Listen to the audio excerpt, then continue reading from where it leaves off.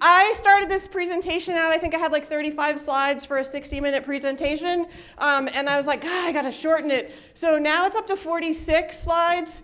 So clearly math is not my strong suit, and neither is customer service. When I was a kid, I used to be the one that hid. Like, I didn't want to do anything that gathered attention. If you brought a bunch of people over for my birthday and you had them sing happy birthday, I would cry. I did not want to be interacting, the center of attention. And so the very first job that I had, I lied. I was younger than I was supposed to work, but they didn't really check paperwork back then, so I lied and I got a job working at the mall. And my mom said that this was probably the best thing that could have ever happened to me socially. And those of you who've been stuck with me where I won't shut up are like, maybe it was the worst thing. I don't know. But I got a job in the mall, the shopping mall. Clearly I was a child of the 80s. Where I walked up, I was that person who walked up to you with a clipboard and asked you if you would take a survey.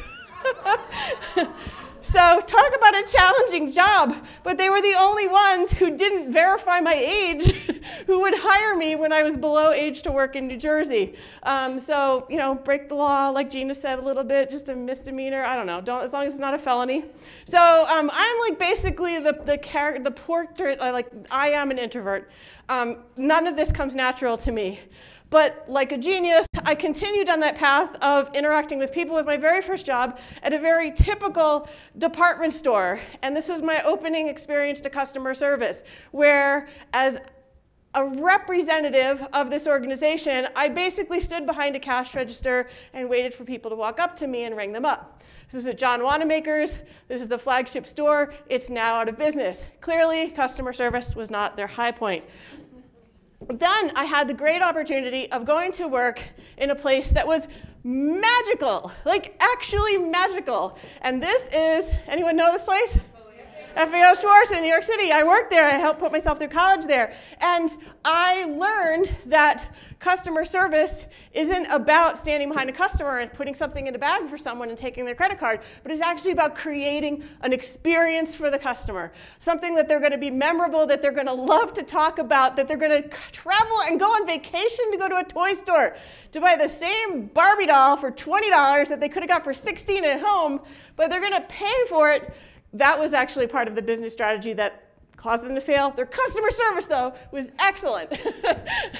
You could go, and people wanted to pay more in the 80s when people had it to go have this experience. So I worked with people whose jobs were to be a clown at work. And Billy the Clown was the most fun guy to hang out with because his job all day long was just doing like balloon animals and clown tricks and like what kind of fun job is that? So they were all the out-of-work actors in New York City, also worked at FAO Schwartz with me. And I don't know if you can you see what it says on that doorway? It says, thanks for visiting. So it was thoughtful things like that where I realized now that I could be the representative of the personality of the brand that I was working for. So, like a genius, once again, I took these really poor skills that I had that I was developing along the way, and I bought my own business before I graduated from college. It was a retail business because, if you're an introvert, you want to hire yourself to run a business where whether or not you eat every day depends on how successful you are at talking to people. Probably not the best strategy, but it was in a cute historic town. This was my picture framing business. It's actually a picture of the same clock that you see in the center of town there. And that was my very first dog, which was the downfall of my retail career because, of course, I got a dog. I picked the easiest breed of dog because that's how I roll. But I got this dog who I couldn't train for the life of me, and so I decided I needed to learn everything about canid behavior, and I ended up working as a dog training school teacher. And in the dog training school, I was assistant training director at a school. I was training dogs. I was learning all about behavior. I was thinking about going to school and getting a behavior degree, and then someone in animal sheltering, where I volunteered because they needed volunteers who were dog trainers to come in and work with the dogs. She invited me in and she said, could you come help us? Because I don't know anything about customer service. And I was the annoying volunteer. I know volunteers are never annoying. Those of you who are volunteers in the room, how many volunteers? You are never annoying. See, they won't admit it now. Never, ever, ever, ever. I was that person. I was like, why are you doing this? Why are we ignoring people? Why is all of our signage so horrible? Why are we so mean? And so I had this leader who said, hey, can you come and work for us? Because I've worked, this was her, she's worked in animal control in municipal organizations. She never worked in retail. The closest she ever came was being a bartender at a really rough bar where customer service was actually like second lower to like beating up the customers to keep in line. So I was like, sure, because working in animals is like so much fun. I'll get to work with animals every day. This is like what I thought working in an animal shelter was going to be like. And then I got there and I started working. And oh my God, what a bunch of miserable people. They were miserable. I thought when I was a volunteer that maybe they were miserable because I was always coming in with ideas for them to do. But when I got there, I was like, oh no, they're just exhausted by this job. And they did a lot of things like Jody and Carrie, where they actually hid from the customers. So I got this one job at this shelter. This is later on in my career when I was an executive director, and I walked into this shelter, and the first meeting I had with the managers, like, we are so excited because we know we can do more adoptions, and we're like really excited to have someone come who has that mission and philosophy and that hunger to do more adoptions, and so we're with you. And so we need more customers, like we need more adopters. We need more people coming to the shelter to adopt. So first couple weeks on job, I go in every day, 7 days a week. I stay all shifts. And you know what I see? I see lots and lots and lots of adopters. They were just coming in the door all day long. And where were the managers who were telling me how much they wanted all the adopters? They were actually really busy doing their job. They were in their office, they were on their computer, they were answering emails, they were doing every single thing besides talking to the customer. And why were they doing that? They had no people skills. You heard earlier when it was Gina who said she went into the shelter and she discovered this fascinating world of people who don't like other people, who love animals, who come to work in animal shelters because they want to hug animals and they want to save their lives and they want to work hard for them, but it does require people to help save animals. So we've invited people in our shelter, we ignored them, and then what have we done with our adoption processes and our fostering processes? Suzanne mentioned fostering. We've made our processes for them to help us about as exciting and fun as doing your taxes. If you want to foster for an organization, like the one Suzanne mentioned, you have to go through more training and more work than if you had brought a stray animal in or if you were coming in to adopt. And that foster animal is actually relieving a burden of stress for the shelter. So this is about customer service. I want to take a minute to think about who is your customer. Can anyone give me an idea? Anyone that's not you. Anyone that's not you. That's a really excellent answer. Anyone else? The public? Is it your adopters? Is it your donors? Volunteers? Supporters? Staff? Promoters in the community? Any of you work for municipal animal control organizations? Who's your customer? Every elected official who decides on your budget? Right?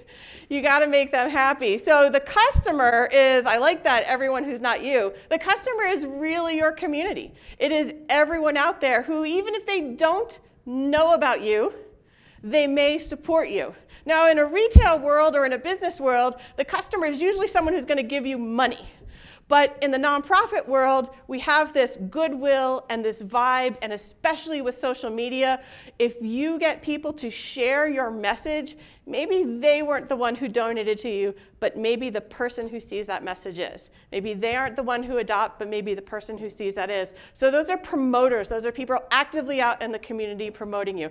Now, when I was that young business person, I bought that business, I was in my early 20s, and so I would go to trade shows, and that was my first store of a couple. And I would go to trade shows, and I'm this 20-year-old girl showing up, and I would walk through these rooms full of vendors and people selling stuff. And I remember there was one time I had a very into technology, so I had wanted to buy the best equipment. And so I had decided I was going to the trade show because I was going to get the trade show special on this really awesome piece of equipment. It was going to cost me about $30,000. And so I went to the trade show, and I went up to the booth for the company that I had already researched that I knew I wanted to buy from, and I wanted to see if they had any specials. Now, there were other companies that sold other pieces of equipment that were kind of similar. And I walked up, and there was a couple, a husband and wife probably, who had their own little business together, which was adorable. And they were maybe twice my age, maybe a little bit more. When you're 20, everyone looks like they're really old. So this couple was in line in front of me. They were actually talking to the salesperson, and I stood behind them, and I listened, and I'm just waiting because I want to talk about placing an order. And this couple was like, oh, yeah, oh, $30,000? Yeah, okay. And they walked away. And what do you think the salesperson did who was on the other side of the equipment showing it to him? As they walked away and I stepped out, what did he do? Turned around and walked away. Because I didn't look like someone who is going to spend $30,000. Just like you don't know whoever's calling your organization or emailing your organization or coming in to adopt is someone who is not going to adopt, donate, tell other friends, leave you money in your will. How many? I know there's a director of development here. How many development people in the room, right? That surprise person who left you money in the will that they put in their will 20 years ago because you know what? They came in and they had a fabulous time in your organization. That is a long-term investment, ladies and gentlemen. Let me tell you. What are the consequences of bad service? The consequences of bad service is, do you think these people ever came back to this restaurant? Probably not. No, probably not. So I have another friend who's an actual millionaire. I designed, when I got married to my husband, I designed our wedding registry list entirely around what he could afford. And so nobody got us any gifts, but I could have got that villa in France if only he had taken the time to actually really think about my wedding registry. So he's an actual millionaire, and he tried to adopt a dog from an organization. And they told him that they didn't think that he could adopt this senior Great Dane Pit Bull mix, so like a gigantic dog that was 7 years old, 8 years old, that was probably going to die within a year. And they said that they didn't think that he could adopt it because he worked too much, and he lived on one side of Canada, and his office was on the other, and they didn't think that he would be home enough. So he immediately went out to a different organization, adopted 2 giant older dogs, and then he would send them pictures of him flying them back and forth on his chartered jet and taking them into the office. He could have hired someone to take care of those dogs full time, probably for more than I made at the time. And those dogs lived a great life, and that organization never saw a dime from him. Never saw a dime. Did they know he was a millionaire? No, they had no idea. Maybe if they did know he was a millionaire, maybe they still wouldn't have adopted to him, but they probably wouldn't have treated him that way.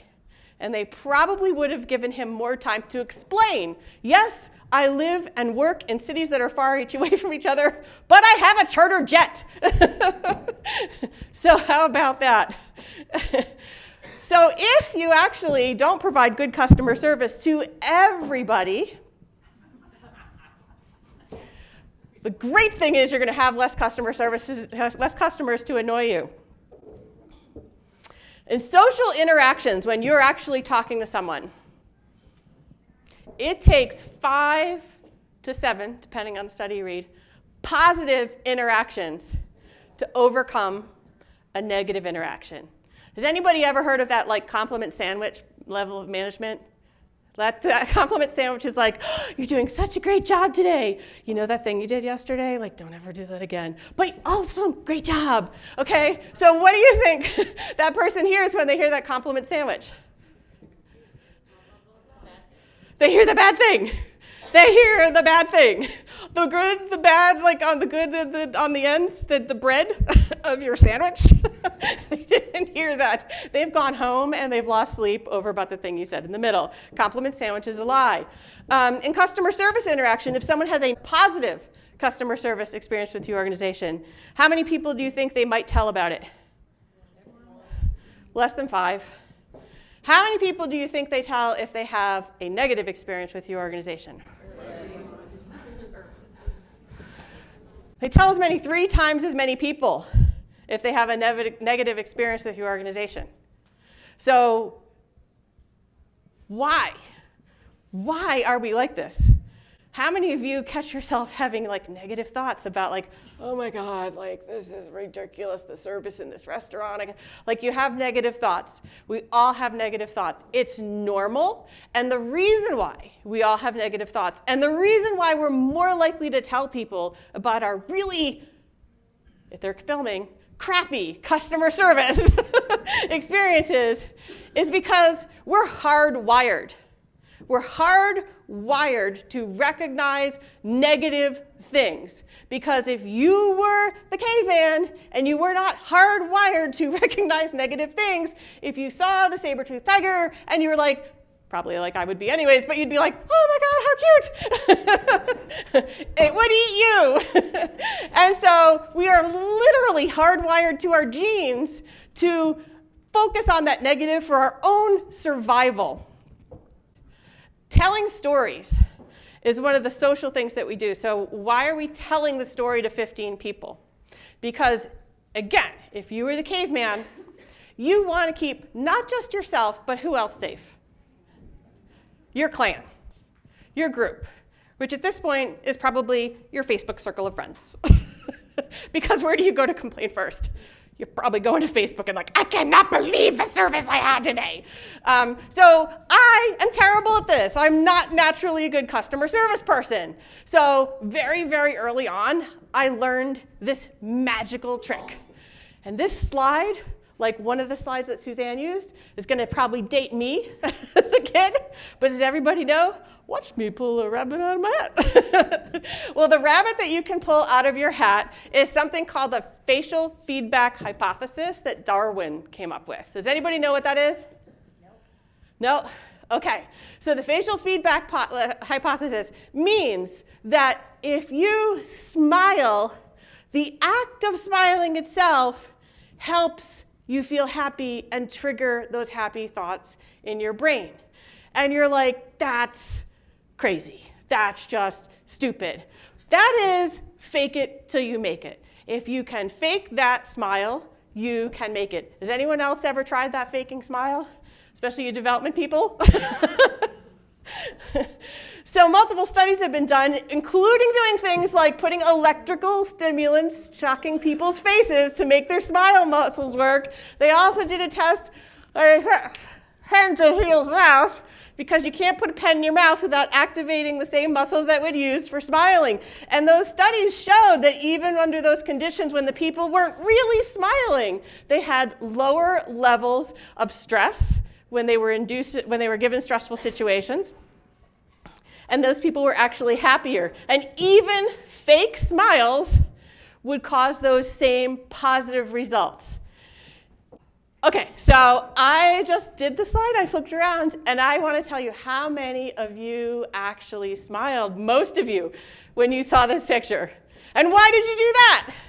Because as humans, what did you say? It's infectious, right? As humans, we are mimics. One of the ways that humans interpret emotions is when we see someone smiling or frowning, we actually mirror that same expression back. If you want to test this on yourself, I would go to Google Images and I would search smiling people. And I would start scrolling through those pictures, and don't try not to smile. You will find yourself sitting at your desk smiling. I did this to myself when I was looking for pictures for this thing, and all of a sudden I realized, like an idiot, I'm smiling at my computer because you cannot help it. So even if you fake it, you can induce this reaction in someone else. It's one of the ways that humans actually Process information. How do I know what you're feeling? I look at your face. Oh, she's smiling. And then I know, I feel that.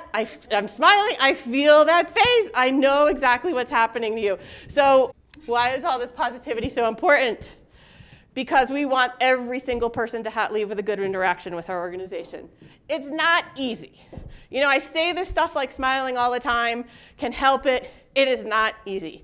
Everybody has a really crappy day at work. Everybody has negative things that happen that make you sad. Everyone needs some time out from this. But if you put the work into it, it actually becomes easier. There are other studies that have been done, that I should have mentioned with the cute kid, that adults smile at a really low rate. And they were able to do studies where they looked back at baseball cards. And baseball cards from the time when baseball cards were popular, they actually measured people's smile. Were they a more serious face? Were they a half smile? Or were they a big grin? Do you know that the people with the biggest grin, on average, lived much longer than the people who smiled less? The less you smiled in your photograph actually determined how long you lived. They looked back at high school students in another study, and they looked at high school photos. And they were able to accurately predict by how much people smile, how successful they were, how successful their marriages were, whether or not they were still married. They were able to predict a lot of things by going back and taking a look at what is this person's natural state. So if your natural state isn't smiling, kids, anyone have kids? Anyone seen a kid before? I know. They're scary, but they're cute. Kids can smile up to 400 times a day. Adults, you're doing really good if you hit 20. So hang around more kids. Or just hang around more animals and be happy with the animals. So let's actually relate this to the shelter. So how many of you think you're going to smile more if you create a positive and fun environment in your shelter? Right?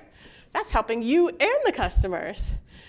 So when friends are looking to adopt, when they have a great experience in the shelter, they're more likely to tell their friends about it, and those friends are going to be more likely to come in for you. So what are the ways that you can do to celebrate pets in the shelter? Anybody got a good idea? Pets getting adopted? Pictures? Yep. Posting pictures on Facebook. Nevada Humane, very early on, back in the day when Suzanne and I started, would ring a bell every time the adoptions happened. So I actually went into the same organization that I went into where people were hiding in their offices. I said, okay, from now on, anytime a pet gets adopted, we're going to announce over the loudspeaker, congratulations, Fluffy's going home with the Smith family. And then all the staff, just like you're in a restaurant where everyone is forced to sing happy birthday, all the staff is like, woo! Okay, so how many people think did that? How many people took me more seriously when I wrote them up for not actually celebrating? So I was like, you're going to smile and be happy or be fired. How welcoming is your environment? Let's say you get all the people in your shelter miraculously to be friendly and outgoing and positive and smiling. But when people drive up to your organization, it's looking like a prison on a bad day. Maybe you're the organization that has signs everywhere. Anyone else have a sign reproduction problem? Every time I turned around, I've worked in places where every time I turned around, someone had printed up a new sign. So we had signs everywhere. There were just signs and signs and signs. How many people do you think actually read those signs? No one. You get to a certain point, you don't read them. How many of you people have the front desk that seriously borderline hoarding situation for paper, right? Confess, right? Okay, so we had this bank near us, and a lot of banks I go into, you'd see the paperwork behind the counter, but there was this bank near us, and I would walk in, and the OCD person in me who likes things orderly and neat, which is not my life and not my house, definitely, to ask my husband, but I have this weird, I walk in, and their bank rule is never a piece of paper out. There was never a sign taped up. There was never a piece of paper out. You walked in, anything that those bank people needed to actually process your transaction, they took out of a drawer, but it was all hidden. And at the time, that bank was called Commerce Bank. And so I used to walk through the shelter and I'd say, we need to be Commerce Bank clean. Because what does that clutter say to a customer? Does it give them confidence in you and faith in you? Like those of you with kids, where your kids' room's always neat and that made you feel positive about them, like they were always making their bed, and right? So that's your first impression. First impressions can be magical. Do you want your first impression to be that you're kind of a mess, you have poor communication skills because there are signs all over the place that don't actually even make sense sometimes. If you read them, you're like, why is this even up there? Or do you want people to come in and say, wow, this organization is happy, friendly, clean? Is clean important in an animal shelter? Yes. I think so. So treat your front desk like you would treat your kennel. Toronto shelter experience, I got a little note to myself here. So I do a presentation on adoptions, and I've done it for years and years and years. And I did it up in Canada, and this woman, I think it was Toronto, this woman who was in the audience, she was a volunteer at a shelter, but she had, like a year before that, she had adopted a dog at an organization. And this, like, talking nice to customers had never actually been a thing that she thought about very much. But all of a sudden, she had this light bulb, and as I'm speaking, she, and was raising her hand. So she had this experience where she actually came into the organization, and she walked in the front door with her dog. And when she walked in the front door with her dog, how do you think the whole front office staff reacted? Like she was going to surrender her dog. And she walked in and she was like, she saw their faces and she was like, oh, no, this is my, I'm doing a dog meet. I'm meeting my dog. Like daggers, like these people shot daggers at her because they instantly went to what? The negative? They went to the negative. So are you welcoming? Are you convenient? Are you comfortable? Pleasant and fun is very important. And easy to have a direct connection with the animals. So FAO Schwartz was a great learning lesson for encouraging interaction. You guys, seriously, we have it easy. We have cute animals.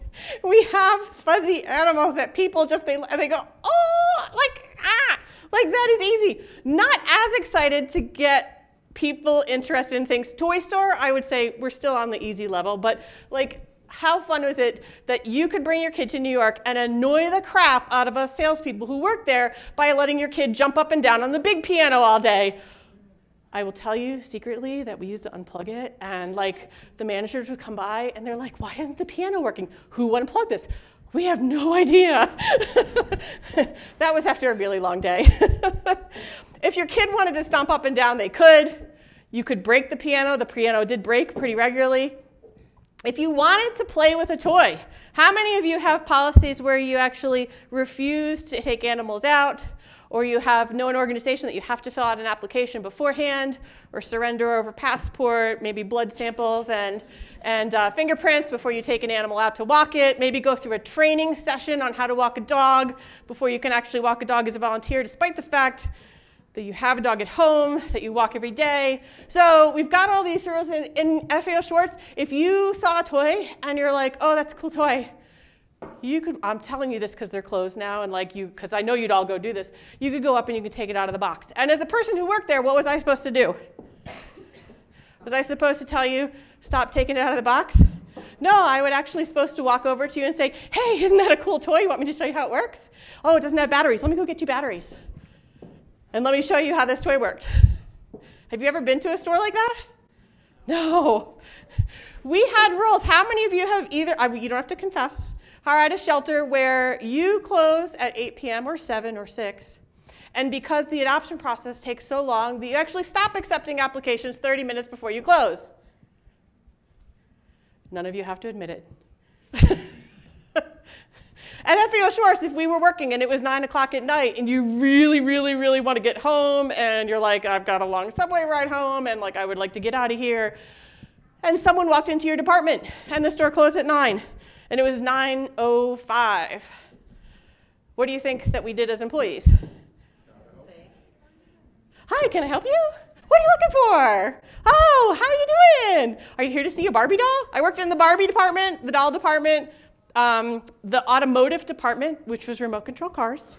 I sold a small remote control car that a kid could sit in and drive, so it's not remote, but the kid actually sat and drove the Ferrari up to Grace Jones.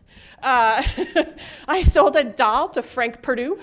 And I worked, for those of you who know me and maybe have seen my tattoos, I also worked in the Sanrio department selling Hello Kitty things. So my entire life is pink and sparkly and full of Hello Kitty stuff, and it's all thanks to FAO Stores. So yeah, we weren't actually allowed to tell people that we were closed. And even if they stayed an hour or 2 hours after closing, if they were in your department, you stayed. And if other departments had gone home and they'd walk over to that department, you would walk over with them. And the managers, and then at a certain point, the security would come and hang around just to make sure everything's kosher. And we were never allowed to tell them that we were leaving because the customer's experience came first. And if they were having a great time shopping, they wanted to make sure they were having a great time shopping. So another customer experience thing that was really cool. People come there all the time to buy gifts. How many of you help people find gifts for pets to adopt? Gifts of pets. Yeah, awesome. This is all something you should do. There was a study, it was actually back in the 90s, so get with the times, that showed that people were more likely to keep pets they received as gifts than from other methods that they had received them. Now, there could be many theories on this. It could be that they are too guilty to give up the pet because then their friend would know that they actually didn't like it. Or it could just be that those people who are getting gifts for their friends know them really well and are picking out animals that they have raved about. We have no idea why, but it's actually a true thing. And at FAO Stores, people came there to pick out gifts all the time. I worked in the Disney department as well, and we had lots of clothes. We had little fake fur coats with Mickey Mouse on them, Mickey Mice on them. And if there's people coming in, of course, the kid that they were getting a gift for wasn't there, so what would we do? We would walk up to people who were in the store shopping, and we would offer them and their family a fun experience. We would offer them to say, hey, I have a guest here who is actually looking for a jacket for his niece who is exactly the same size as your daughter. Do you mind if we borrow her for a few minutes? And people would say, sure, because they were tourists and this was part of the fun. And we'd bring them over, and I did this to one couple once, and all of a sudden the people whose daughter I borrowed are like this. They're like, oh my God, oh my God. And the guy who was shopping for his niece was sort of hiding behind the racks. I was like, I don't know what the heck's going on. Well, this was during the 80s, and LA Law was really popular. Anyone who's watched LA Law? And Jimmy Smits was my customer, and I had no idea. But I gave those people from like Kansas the best experience they've ever had in their life because the kids are like, okay, I'll try on the jacket. And the parents are like, oh my God, we're such big fans. We're such big fans. So that was a win for us. But I think in an animal shelter, I had a customer come in who was convinced that she wanted to adopt a golden retriever. We didn't have any golden retrievers. Golden retrievers are like unicorns. I knew it was unlikely that I could put her on a waiting list and get her a golden retriever puppy because she had read that those were the best animals with dogs. What we did have was we had a senior Norwegian elk hound who had come into the shelter because her senior citizen owner had passed away. But I knew that the senior citizen owner had grandkids who came over all the time, and I said, you know, let me just show you this one. I know I'm not going to try to talk you out of a golden retriever, but I want to show you this one dog, and just to show you that other dogs can be great with kids too. Now, she didn't have her kids with her, so I actually borrowed another set of children, and we went out, and they actually met with this dog. The woman came back with her children after seeing this dog interact with those kids. She came back with her children, and her little toddler starts running through the yard and tripped and fell. And it was that moment in animal welfare, you're like, things could go really wrong here. Like, I'm going to hold my breath. And the Norwegian elk hound, she trotted up and did a very Norwegian elk hound thing. She checks to make sure she's safe. Okay. And the mom saw that happen, where the dog did not get excited. The dog did not pounce on her child. And in my head, I'm like, a golden retriever probably would have. And she ended up adopting that Norwegian elk hound. And that was a customer experience moment that I was able to pull from FAO Schwartz. How many of you have awesome baby kittens that you're forced to bottle feed constantly in your shelter? How many of you recruit everyone who walks in the door to bottle feed kittens? Well, we started this. We decided we wanted to save every single baby kitten that came into the shelter in Philadelphia. And we did not have enough bottle feeders. And we had a union, and the union was not really thrilled with us giving new assignments to people that weren't in their job descriptions. So we had to recruit people to do bottle feeding wherever we could. So if you walked in the door because you were paying a fine on a ticket, we would say, hey, do you guys want to bottle feed some kittens? You want to see some kittens? Like, this young girl, actually, I believe this was a picture of her. I looked for it. I'm not 100% sure. But we had a school right down the street. And the kids started stopping by after school to see if we had any kittens to feed. Because... That's a great idea. Right? That's great. Like, you know, who has time to feed those kittens all the time? You have work to do.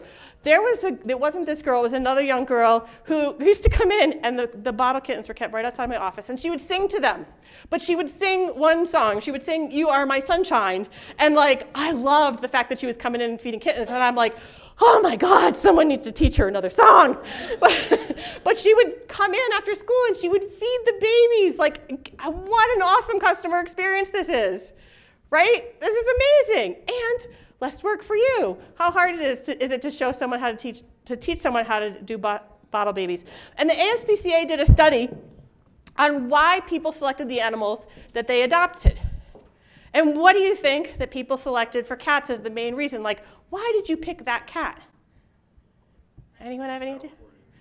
The cat reached out. That's an experience. That's interacting with animals. Any policy that we put in place where you're actually restricting and reducing that experience with animals, that's going to take away from that moment that they're going to discover that this cat is actually theirs. What do you guys think it was for dogs? How many of you train your dogs in your shelter not to jump up on people? You're going to leave here and you're going to go home and you're going to train all of those dogs to jump up on people on command, because the number one reason that people said that they knew, the moment they knew that dog was theirs, was that dog that jumped up, because that dog was seeking out love and attention from them. That dog was like, you are mine. And the first half of my career, I spent so much time teaching dogs in shelters not to jump up. Throw all that out the window. What great experiences to have an experience of love when you come to the shelter. That love. The person at the front desk might have been rude, but that dog loves her. So we want to create our foundation for interacting with people by inspiring and allowing those interactions to happen and allowing love to happen. And how much of your adoption process is dealing with providing people with education on the new pets that they're taking home? Oh, I got a few people nodding. Anyone else? You spend a lot of time doing an application, finding out what they need, telling them how hard it is to adopt a Siberian Husky, right? Yeah, you could tell me how hard it is to adopt a Siberian Husky when I was 20. I wouldn't care. And I actually wouldn't be in this career now if I hadn't adopted that Siberian Husky. So shame on the people who didn't answer my phone calls early on. How many of you are experts in something? Really good. You know what you're doing. How many of you know how to clean a dog kennel? How many of you know how to do fundraising emails, to do social media posts that get interaction? How many of you are good photographers? Anyone else got a good skill? There you go. Your friend's telling you you're a good photographer. Anyone else got a skill that you're really proud of? Yeah? I'm a cat whisperer. Cat whisperer. So you know what? I want to actually tell you about how to take care of this cat. And so I'm going to actually talk to you about I don't want you to declaw this cat. And I'm going to need to talk to you about cat vaccinations. And I'm going to need to talk to you about a lot of stuff to do with cats. How would you feel? Condescending. Yeah, especially nothing against you young millennials. But I think there were already some millennial bashing comments, so I'll add them. So especially if that person's like half your age. And you're like, honey, I was had cats before you were born. I've had like more cats than you have ever seen in my house. So yeah, and just like that salesperson had no idea that I could buy a $30,000 piece of equipment, you have no idea the experience of people that you're talking to. So a great customer service way to deal with people in these situations is to listen, is to ask questions. So if you're adopting out that cat in renal failure, hey, have you had any experience with cats? Tell me about your cats. What is your experience with cats with renal failure? If you're adopting out a Siberian Husky, what would you ask? Do I have a high fence? Yeah. Have you read about them? I had a Siberian Husky. She was awesome. So what's the education at that point? All of a sudden, you can spend your time in your adoption process actually having fun conversations with them. Like, oh my God, let me tell you about the time that this one climbed out of the kennel. Oh, and then they're going to tell you about the time that their husky like dug under the fence. Because, yeah, my husky did that. So you want to have it, your entire processes, you want to think about being respectful. Nobody likes a lecture. People do not want to be talked down to. And you actually might find that the people who are coming in to adopt have incredible experiences, sometimes much beyond what you have to offer in assistance for them. And you want to be responding to different needs, and you want to make sure your process, again, bottom line, is fun. And you can inspire love and compassion when you actually make this experience fun. You're actually talking to people and making it enjoyable. So celebrating adoptions is going to be coming up next. And saying thank you. I didn't reference my homework, but just like Gina, I threw in pictures here that I just thought were cute. This is homework that you can actually go home and do and think about, is your adoption experience fun and exciting and engaging? Are you making people feel great about adoptions? Anybody do that restaurant thing with the birthday song? Like, imagine that experience in your shelter. Imagine that, like you get a sombrero or whatever it is, whatever restaurant you're at, that something is fun. Imagine how everyone feels and how everyone in your organization is going to celebrate the moment that animal that has been in your shelter the longest gets adopted, right? Like, what an awesome feeling. And what a hero that adopter is. And what a great experience to give them, to tell them what a hero they are. Donors, are you thanking them?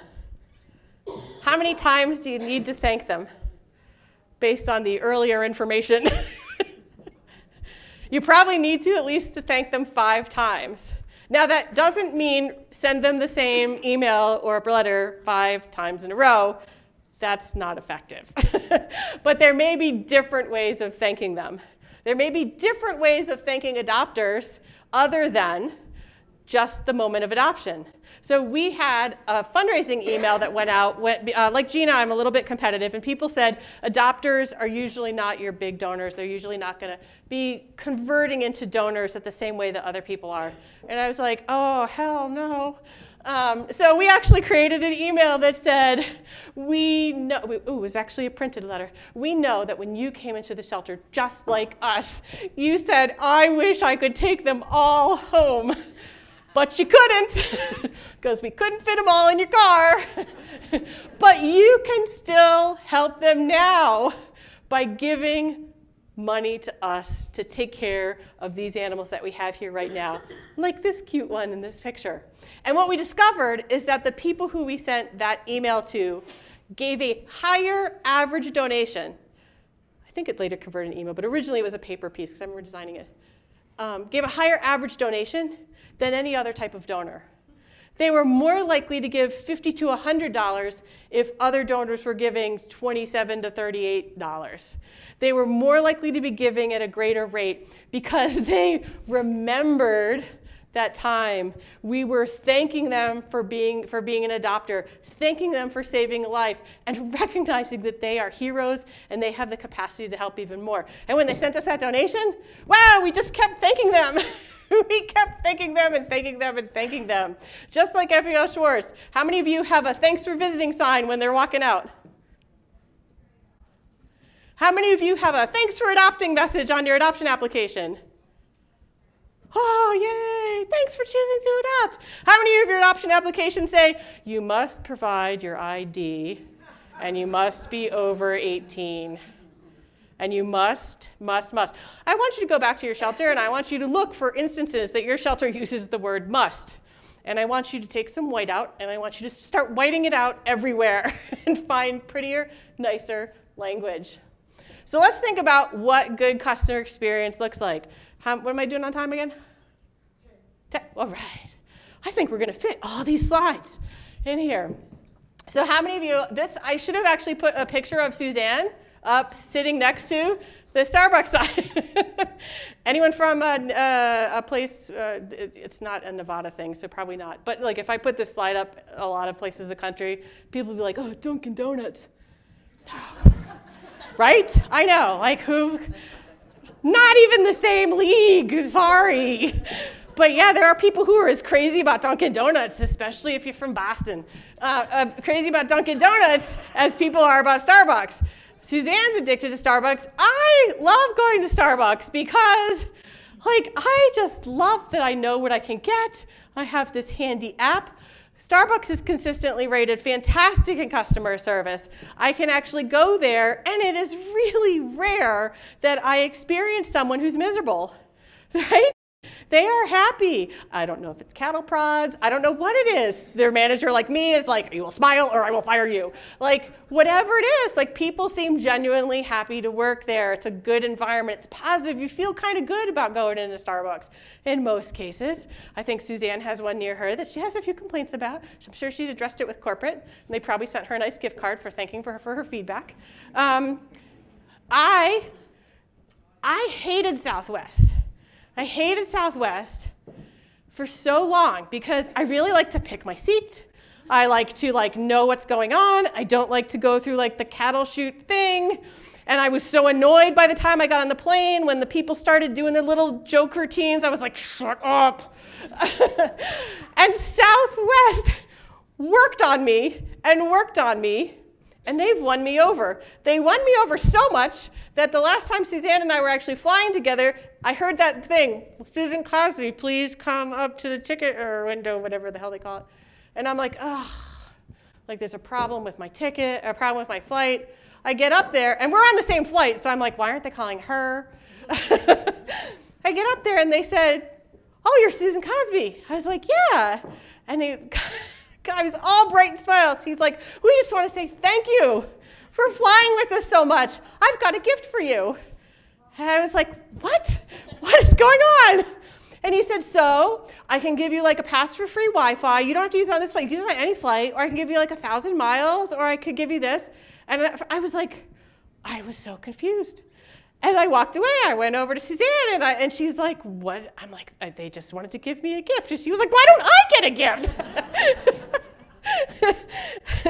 They gave me a gift. I travel with my dog all the time. I keep telling them they should create a freaking flyer account for her. They haven't. I get there. They fuss over my dog. One thing that makes you happy is when people tell you how beautiful and amazing your dog is, right? Your dog is just like every other dog. I know my dog is not that special, but when people are like, oh my God, she's so cute. You can follow her on Instagram. She is adorable. I am like, oh my God, these people are so cool. They're so nice. And they have completely won me over. And I was the most annoying, I just hated Southwest. And now I'm like, oh cool, I'm going to go Southwest, especially when I'm flying with my dog, because they are so nice and helpful and cordial to her. They have never, ever suggested that I put her in the overhead bin. And to me, that's a bonus. Amazon consistently gets rated highest customer service because they make it easy. How easy is your adoption process? Think about that. They make it easy to purchase things. I have been laying in bed at night. This is actually probably really bad. But I've been laying in bed at night thinking, I really want to sew a new harness for my dog, Coco, because she's so adorable. And I bought 30 feet of harness material while laying in bed at 11:30 at night. Well, I have this brilliant idea because I could go on an Amazon app and I could do one click, and it's done before I even thought about it. And then it shows up at my door. They have taken the annoyance out of ordering something. They have looked at everything that makes it difficult to have a transaction. Think about your adoptions. And they've removed it, and they've made it smooth. And that's not to say that adoption is exactly like buying something on Amazon, because there are things that you want to do to help encourage that person to be the best pet owner. But our attitude in our organization where I was that if someone comes in our organization and we don't think they're a great pet owner, I don't want to stop them from adopting. I want them to leave a better pet owner than when they came in. And I want them to leave with all the tools that it takes to be a good pet owner. And I want them to know if it doesn't work out, you can bring that pet back and I'll give you your money back. How many of you will return your adoption fee if you bring the pet back? I never did. So I'm not surprised that you don't. And I didn't come up with this idea. I read about it somewhere else, some other way. All the best ideas are stolen. I read about this organization that was like, you know what? We realized that that's not really friendly. I know for a fact, as a foster parent, that I have fostered some dogs. Suzanne's an exception. She loves every single one of them equally. I have fostered some dogs, and I'm like, get this dog out of my house. like the dog that tried to eat through my door just because it wanted to go sit on the back step. Not even kidding. It didn't want to leave. It just wanted to be outside. There's some dogs that we just didn't click. We didn't click really well. And you know what? They would be much happier in someone else's home. And so offering me the ability as an adopter to bring that pet back without judgment, without condemnation, without a grilling, to get my money back, and offer to help me find another pet that maybe would work out better, I much preferred the dogs that hid under the bed, like the cats that hid under the bed, because like, I could work with that. That's my introverted kind of dog. I have a dog at home right now who is agoraphobic. She actually doesn't like to leave the house. And I'm like, I love this dog. She's awesome. Other people would be like, why wouldn't you go hiking with me? I love Alta Beauty. So Alta, despite the fact that I have like 5 Altas that I can drive to like right in my general vicinity, I also online shop with Alta because it's so easy. And one time I ordered something from them and it never showed up. The package said delivered on my thing, but like I wasn't there. I don't know if they delivered it to a neighbor, and my neighbor was using my skincare products. I have no idea. And I wrote to them and I'm like, oh, my package never showed up. And I was really disappointed, and I was expecting someone to write back to say, can you provide more details, this and this and this and this? No, the very next email I got within hours was an email saying, here is a gift card for your entire purchase. We're really sorry that this happened. We hope it never happens again. Now, the thing about my purchase was that my order had been split up because some stuff was in stock and some stuff needed to come in stock. So I had already received half of my order. And I wrote back and I said, oh, the only thing that didn't show up was this one bottle of stuff. And they wrote back, that's fine. For the inconvenience, please take the gift card. Like, how amazing is that? That's customer service. I've never been dissatisfied. As a matter of fact, even when I go in and I talk to the salespeople, I have never had a bad salesperson experience. I had the experience where, just like the Southwest people complimenting my dog, the person behind the counter, when I was buying ridiculously overpriced skincare products, said, oh my God, you know, like, you can tell that you're using the good stuff because your skin looks fantastic. Ask my husband. I came home, I'm like, I just got a compliment on my skin looking great. And he's like, your skin looks really good. It looks great. Clearly, that's the way to my heart. So there are lots of books out there on good, great customer service. I try not to write a presentation. I try not to do a presentation that's just like a book. But there's two that I want to recommend. One is What's the Secret? Now, a lot of these things are not necessarily going to be directly relevant to animal sheltering. For example, there's a world-renowned hotel chain that every single person in that hotel chain who works there, including the housekeeper, has the ability to authorize something for you up to $2,000. It's a high-end hotel chain, to make you happy. Of their own. They don't have to go get a manager's approval or anything, because that hotel chain knows that if their guests are unhappy, that pay a lot of money to stay at their hotels, they are going to make it right, even if it's just someone walking through the hallway running into a housekeeper and having a complaint. And so What's the Secret is a great opportunity to learn about things. And then this is actually a book that is specific to animal shelters, and it helps get into a little bit more detail, about some specific things like dealing with difficult customers in a shelter situation, things that I wouldn't have time to go into today. This book can actually be ordered as a set, and it's actually ordered with a facilitator's guide to help you train people in your shelter or rescue. Shelterskills.com is the website if you can't read it. It's really worth the investment, and it's worth it to take this and actually workshop it in your organization. And I use the word shelter a lot, but this applies to rescues as well. The most common experience at the PetCo Foundation, we work really closely with Adopt-A-Pet. The most common complaint that organizations have about shelters, but really about rescue groups too, is that when they reach out, when they write or they call, is that they never hear back. The organizations are not answering their emails. They're not answering questions. They're not answering their phone. I answer the phone. All right. They give me a number, though, that's not connected. They give me a number where the voicemail box is full. They leave a number where the voicemail box has never been set up. They leave a number where nobody's ever heard of Susie and no, they don't have any cats. So what are you doing? Focusing on the negative. So you're going to say, wow, this week, 3 out of the 30 calls and emails that I got had great information and I was able to call them back. So we're going to celebrate you. So the best thing about, the most important thing about customer service is that whether you are nice to them or not, whether you adopt out to people or not, whether you smile at them or not, they're going to go find someone else to get a pet. They're going to go find somewhere else to fall in love.